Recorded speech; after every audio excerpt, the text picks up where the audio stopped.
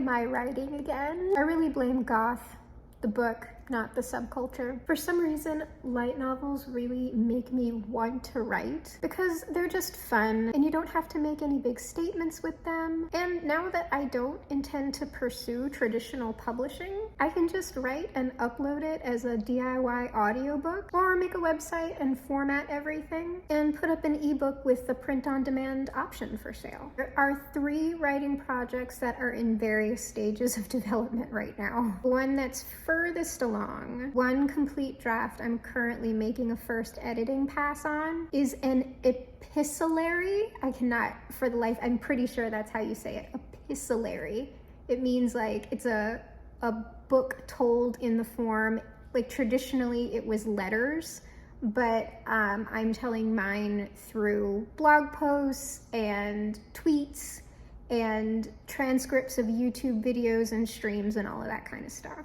So an epistolary supernatural horror novel. I don't have a working title, but here's the pitch. An all-girl group of paranormal investigators breaks into an abandoned amusement park for one last collab before they head their separate ways for college. But as the investigation goes on, one by one, a malevolent force picks off each squad member. And what none of them realizes is that their team leader and best friend may be behind these strange happenings at the park, and these increasingly horrific murders may all be a part of her twisted plans. That so sounds like something I'd immediately buy. But that project is a huge mess right now. There are so many layers to it, so many plot lines, and so much more material I need to add and make coherent, and the whole thing honestly overwhelms me. So I also have these other 2 more linear type of projects that are loosely tied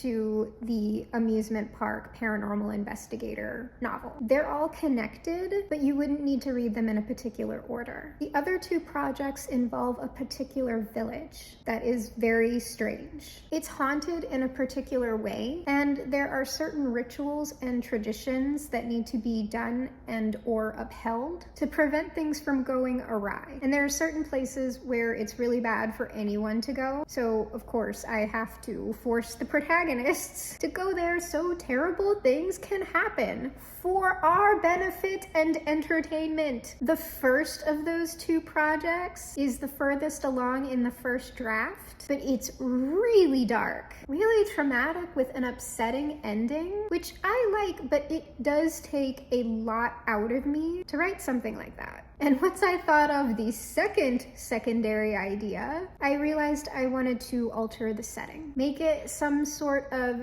futuristic yet low-tech fantasy instead of a more traditional, like quaint high fantasy setting. And since I'm not trying to sell it to a larger entity, I can make the setting as much of a mashup as I want. And I tend to like mixing higher tech and fantasy, whether I'm writing horror or romance. And I realize I said like it's low tech with fantasy, but what I mean is like I typically like to push the tech a little bit farther into the future than we are, but for where this village is, it's separated from the rest of the world, the rest of the urban sprawl. And so whenever someone goes to this village, there is a reason for the village itself to not be able to use much of the technology that we've progressed towards. Fearsome, which I am making the clumsy audiobook of chapter by chapter, is more traditional fantasy. Since I know or knew that type of a weird mashup wouldn't work for traditional publishing, and originally I had tried queried Fearsome before shelving it. But yet I still screwed myself in the querying process with Fearsome because it's a portal fantasy. Publishing does not like that, at least not now, and maybe, I don't know, not ever again. So I am more engaged with the secondary story right now because I just want to write. I don't want to edit right now, though I will probably push myself to do that on the amusement park project so I can at least get a second draft done and get all of those secondary plot lines outlined, roughed out, and placed. I also kind of want footnotes and a whole other narrative going on in the footnotes. I know footnotes seriously piss people off. I wouldn't make them necessary to understand or enjoy the story without them, but if you chose to read them, you would get another layer. Anyway, I'm really vibing with the second secondary project, and I'm trying to keep that super simple and straightforward. I like the atmosphere it has so far, and I like this little spooky mystery I'm playing with.